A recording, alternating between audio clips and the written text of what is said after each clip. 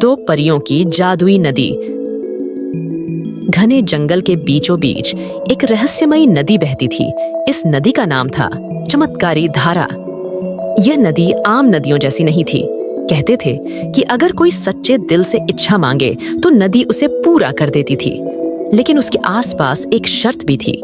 यह नदी सिर्फ उन्हीं को वरदान देती थी जो दूसरों की भलाई के लिए प्रार्थना करते थे।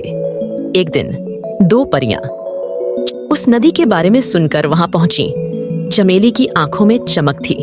वह सोच रही थी, अगर मुझे इस नदी से वरदान मिल जाए तो मैं अपनी शक्तियों को और बढ़ा लूंगी और सबसे शक्तिशाली परी बन जाऊंगी। वहीं गुलाब के चेहरे पर शांति और दया का भाव था। वह सोच रही थी, अगर इस नदी से मेरी प्रार्थना सुनी गई तो मैं जंगल के सभी जीव जंतुओं की मदद कर सकती हूँ। दोनों परियां नदी के किनारे पहुंची। पानी इतना साफ था कि नदी के तल में पड़ी हर एक कंकड़ साफ दिख रही थी। लेकिन वहां पहुंचते ही दोनों को एक जादुई आवाज सुनाई दी। यहां तक पहुंचना आसान नहीं था। आवाज गूंजी, लेकिन याद रखना, तुम्हारी इच्छाएं तुम्हारे दिल की सच्चाई को प्रकट करेंगी।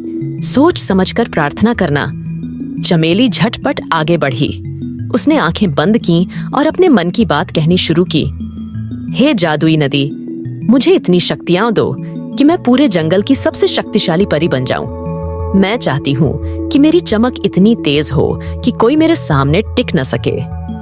नदी कुछ देर शांत रही। फिर उसने चमेली से पूछा, क्या तुम्हारी यह इच्छा दूसरों की भलाई के लिए है? चमेली झिझकी। उसे लगा उसकी प्रार्थना को स्वीकार कर लिया जाएगा।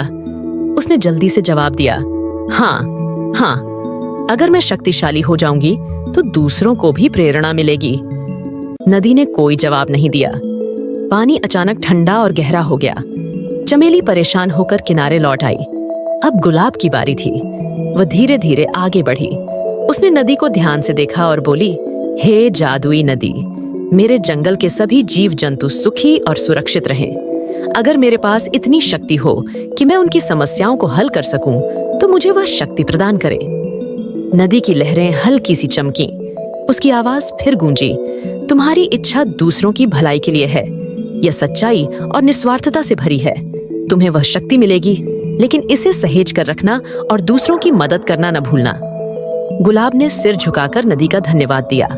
अचानक उसकी परियों वाली छड़ी में एक नई रोशनी भर गई। वह जान गई कि उसकी प्रार्थना स्वीकार हो चुकी है। चमेली यह सब देख रही थी। वह गुस्से और ईर्ष्या से तमतमा उठी। उसने गुलाब से कहा, तुमने ऐसा क्या खास मांगा जो नदी ने तुम्हें वरदान दे दिया और मुझे नहीं? गुलाब मुस्कुराई और बोली, चमेली, इस नदी का जादू सिर्फ उन्हीं के लिए है जो दूसरों के लिए सोचते हैं। अगर तुम अपनी शक्ति दूसरों की भलाई के लिए मांगती तो नदी तुम्हें भी आशीर्वाद देती। चमेली ने सिर झुका लिया। उसे अपनी गलती का एहसास हो गया।